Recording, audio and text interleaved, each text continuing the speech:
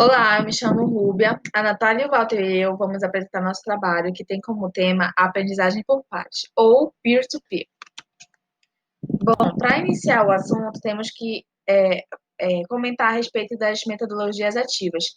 Elas estão alicerçadas em um princípio teórico significativo, no caso está ligado à autonomia.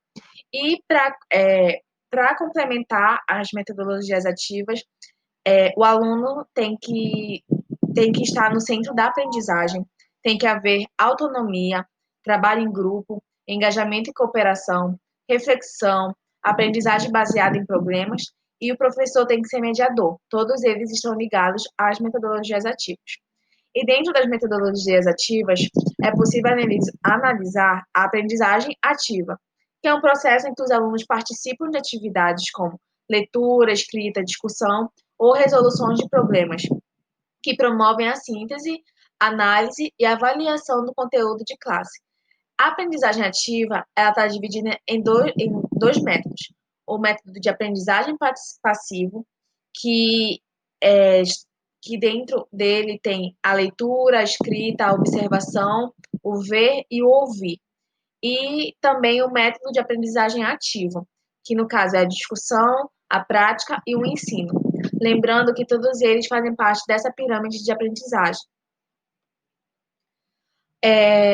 Para falar um pouco da aprendizagem por pares, peer-to-peer, ele é uma metodologia ativa que vai promover a aquisição do conhecimento a partir da colaboração entre os alunos. No caso, vai ser uma aula em que os alunos têm que socializar. Tem como característica o desenvolvimento, a comunicação e relação interpessoal. O professor chama o aluno para a corresponsabilidade no processo de aprendizagem, pois o ensino também ocorrerá de aluno para aluno. E se o aluno tem um domínio conceitual, é preciso desenvolver suas habilidades e aplicá-lo na situação prática. No caso, ele vai participar das ações e vai haver uma discussão entre os alunos. Bom, eu me chamo Natália e eu vou continuar falando sobre as características da aprendizagem por pares.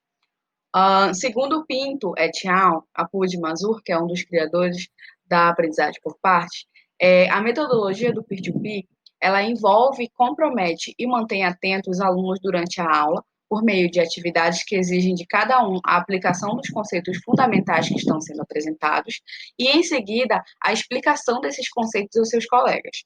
Ao contrário da prática comum de fazer perguntas informais, que muitas vezes ocorrem durante a aula tradicional, que normalmente envolve uns poucos alunos altamente motivados. A metodologia do peer-to-peer, ela pressupõe questionamentos mais estruturados que envolve todos os alunos. No caso, os alunos precisam socializar e precisam ensinar os outros alunos sobre os conceitos que compreendem. O peer-to-peer também prevê o uso de tecnologias para alcance dos objetivos a partir dos clickers. Os clickers, eles são dispositivos individuais, como se pode ver aqui na imagem, que eles são dados a todos os alunos, e esses alunos eles vão operar por radiofrequência, que vão permitir, no caso, o cômputo instantâneo das respostas dos acadêmicos para as questões projetadas durante a aula. No caso, o professor faz as perguntas e muitas vezes as respostas são dadas a partir dos clickers. Outras características é que do peer-to-peer, a linguagem utilizada é mais simples, justamente por conta de ser uma linguagem de aluno para aluno, durante as discussões.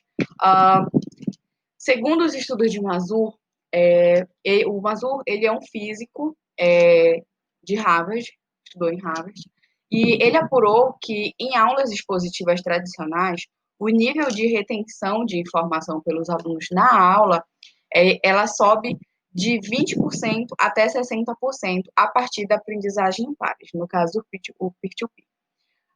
Aqui no Brasil, existe um grupo que estuda a aplicabilidade do método nos cursos de graduação, no caso, do Centro Universitário Salesiano de São Paulo, no caso, a Unisal. Então, a aprendizagem por pares, ela está totalmente ligada a essa relação entre ensinar, aprender e ensinar, em relação a aluno para aluno, aluno mediador, aluno. entendeu? Então, essa é a questão da aprendizagem por pares. É basicamente isso que a aprendizagem por pares ela pretende mostrar. Bom, eu me chamo Walter e, dando continuidade ao trabalho, eu vou falar agora sobre a abordagem dessa metodologia à prática.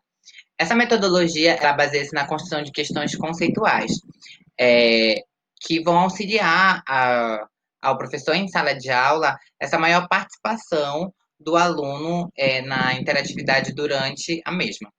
Ela idealiza a percepção do aluno sobre a importância das teorias, definições e teoremas, fazendo com que ela auxilie no desenvolvimento do raciocínio abstrato dos alunos. A construção dessas questões conceituais de múltipla escolha, elas vão se dar elas vão dar através do professor. O professor vai criar essas questões e elas vão ser lançadas durante as aulas e vão ser votadas e a escolha das alternativas vão se dar através de votação, que pode ser por braços erguidos, por cartões de respostas, como vocês podem ver na imagem anexada, que é também conhecido como flashcards, e os clickers que a Natália já mencionou no mais atrás, que era sobre são dispositivos que já são plugados nos contadores de alternativa do instrutor. E essa aula ela vai ser dividida em tópicos fundamentais do conteúdo. Ou seja, cada tópico que tiver cada tópico dessa aula vai ter essa rodada de perguntas, essas questões conceituais que o professor vai lançar durante cada tópico fundamental desse conteúdo. E antes disso, ele vai fazer a apresentação desse conteúdo, né, desse tópico. Aqui a gente tem um fluxograma que explica que, com base no Mazur, 1997, ele diz como essa metodologia, na prática, ela deve ser realizada.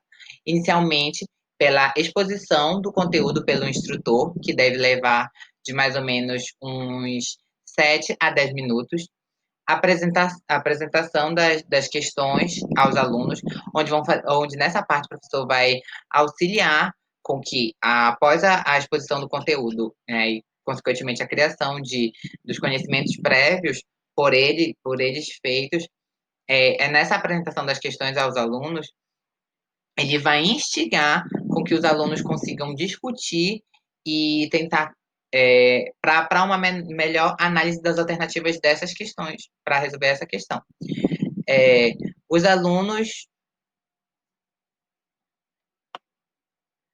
alunos pensam sobre o assunto, que leva de mais ou menos um minuto.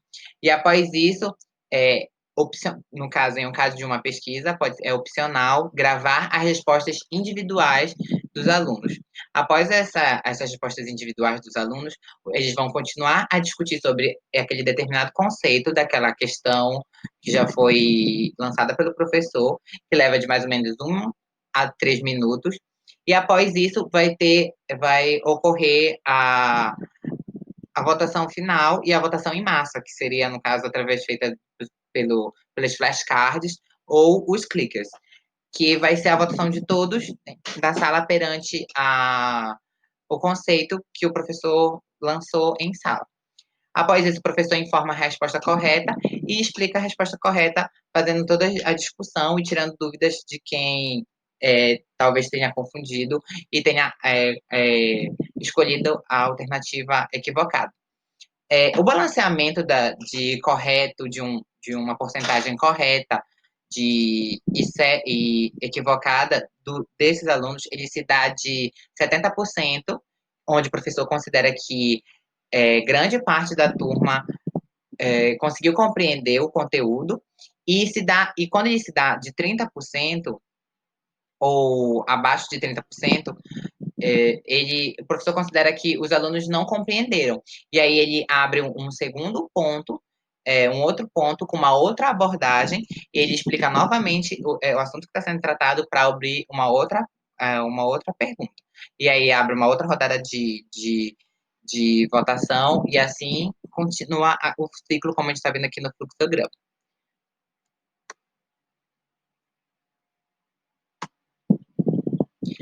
Bom, aqui a gente tem algumas referências que foram utilizadas para realizar o trabalho. Obrigada pela atenção de todos. Espero que tenham sanado todas as dúvidas e compreendido.